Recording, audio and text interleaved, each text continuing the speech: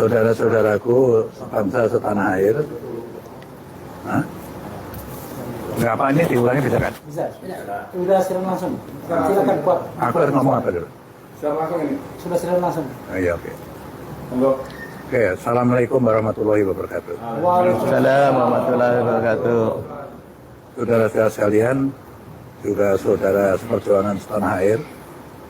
Kami dari Forum FKP3, Forum Komunikasi Purnawirawan untuk Persatuan dan Pembaharuan. Ya.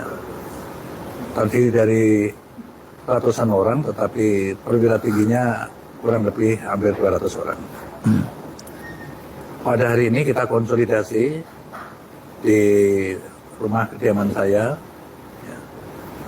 Lebih tepat lagi di Museum Bang Yos, ya.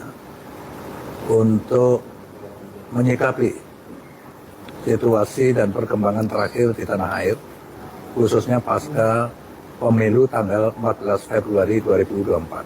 Ya. Nah, apa yang kita hasilkan pada konsolidasi ini nanti akan dibacakan oleh Jenderal Purnawirawan Fahru Rozi, mantan Menteri Agama. Saya persilakan.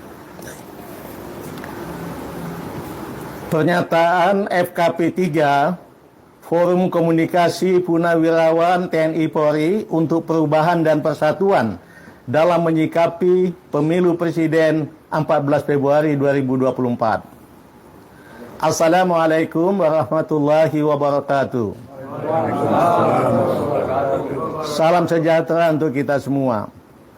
Sehubungan telah terlaksananya tahap pencoblosan dalam Pemilu Presiden 14 Februari 2024, FKP 3 menyampaikan hormat kepada seluruh rakyat Indonesia yang telah berpartisipasi dalam pemilu tersebut dengan penuh rasa tanggung jawab.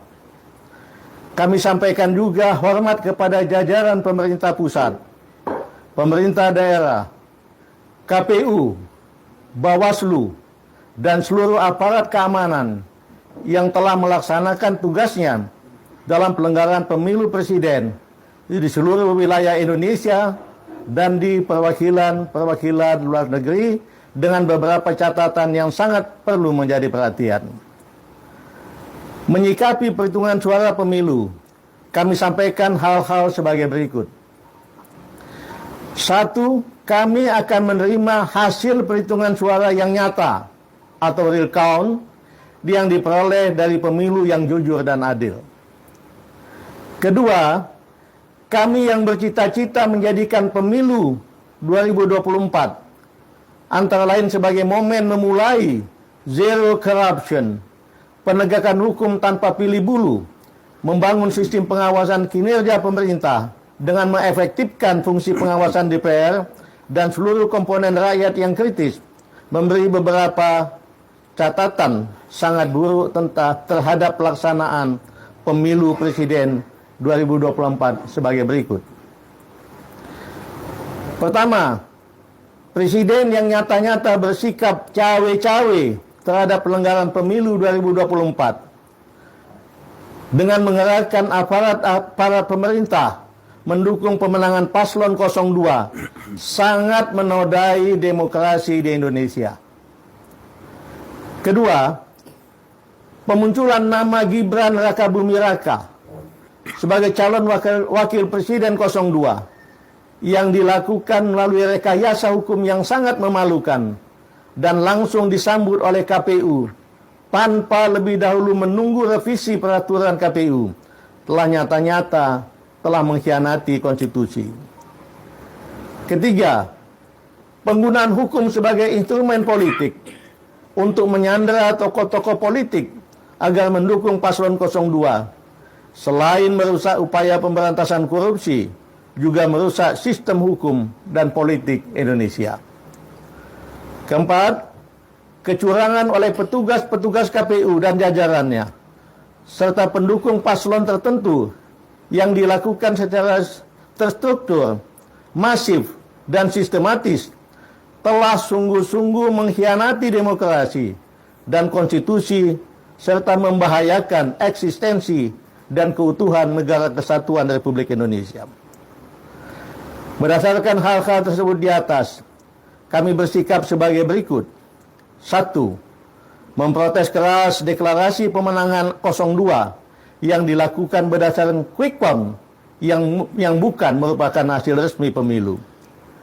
Kedua, mendesak kepada yang berwenang untuk mendiskualifikasi Prabowo Gibran sebagai paslon 02 pada Pilpres 2024.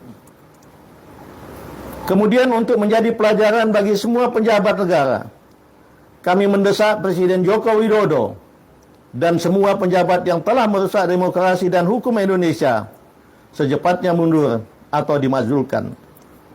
Semoga Allah Subhanahu wa taala, Tuhan yang Maha Esa, meridhoi niat baik kita bersama untuk membangun Indonesia sesuai cita-cita yang tercantum di dalam pembukaan Undang-Undang Dasar tahun 45.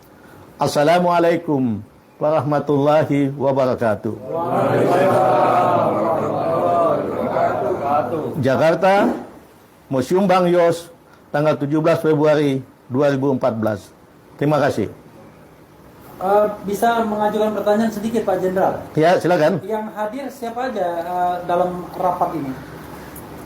Sebetulnya anggota FKP 3 ini ada lebih kurang, jenderalnya ada lebih kurang 200 orang. Tapi pada kesempatan ini hadir 40 dari bermacam-macam kesatuan massal. Umumnya dari dari TNI Angkatan Darat, TNI AL, TNI AU, dan kepolisian. Alhamdulillah 40-an orang itu ada di sini pada saat ini. Oke, rapatnya dimulai dari jam berapa tadi sampai menghasilkan kesimpulan ini? Mungkin Pak Jos bisa. Kita mulai jam 10 ya. Ya seperti biasa, alhamdulillah mantan-mantan militer jadi bisa tepat waktu tadi datang. Terus kita break untuk sholat zuhur sama makan siang. Terus kita lanjutkan lagi sampai jam sekarang ini. Jam berapa ini? Jam 16.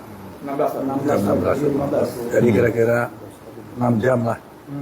Kita berdiskusi. Ya. Kita juga mencari narasumber yang kompeten gitu sehingga deklarasi itu hasilnya seperti ini. Telah kita rumuskan. Bang Yos, ada dua atau mungkin Pak Jenderal Farul Razi ada dua poin yang sangat strong, yaitu diskualifikasi terhadap Prabowo Gibran, dan yang kedua adalah atau mundur atau dimaksudkan Presiden Jokowi.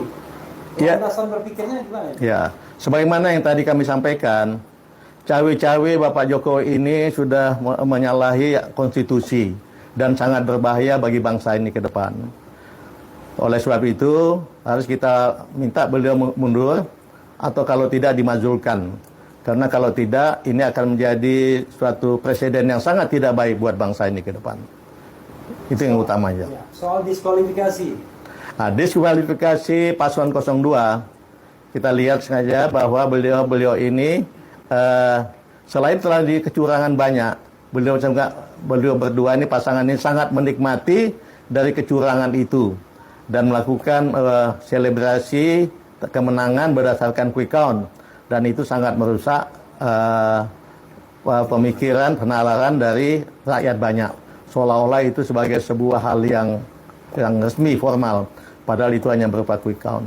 Tapi kalau bisa kenan, mungkin ada salah satu teman juga yang mendampingi saya, Irjen Polisi Anas Yusuf, untuk bisa memberi tambahan sedikit. Terima kasih. Ininya dikasih ke Pak Anas. Nah, satu. Nah, dua-duanya. Satu lagi. Cukup ya? Satu lagi. Oh, satu lagi. Maaf, makasih. Oke. Ya. Mungkin dari saya bahwa kita tahu tentang tadi kenapa harus didiskualifikasi. Kita tahu dari berbagai fakta dan banyak sekali juga yang memviralkan tentang kecurangan-kecurangan, tentunya ini juga merupakan argumentasi kita untuk bisa diskualifikasi, termasuk pendaftaran pada saat Capres dan Cawapres 02 mendaftarkan, padahal waktu itu belum diputuskan tentang PKPU umur yang menjadi syarat menjadi wakil calon presiden. Mungkin salah satu itu. Saya dikit Pak.